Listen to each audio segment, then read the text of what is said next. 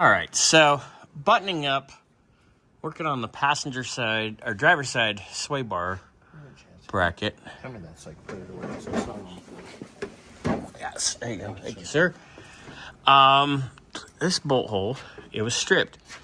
I tapped it just to see if it was just a burr or something. Nope, tried a different bolt. Nope. So we are going with insert. So I already drilled it. I'm gonna tap it.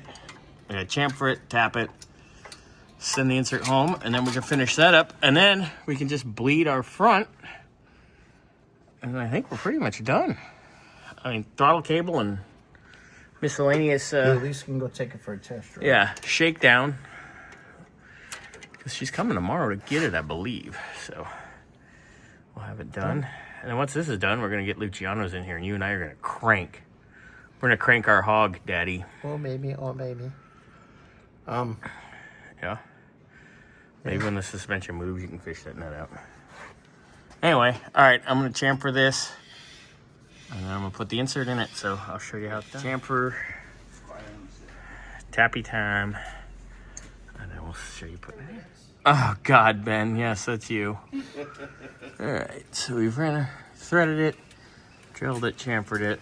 Let's see how good this turns out. All right. Second time's a charm on this TimeSert. This one actually went in and seated properly.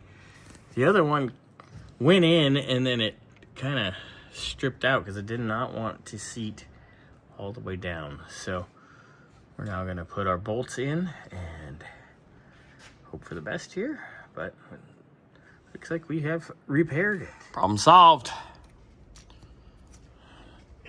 Yay! So I guess we just got to bleed brakes and we're done. Thanks, Ben, for the sound effects.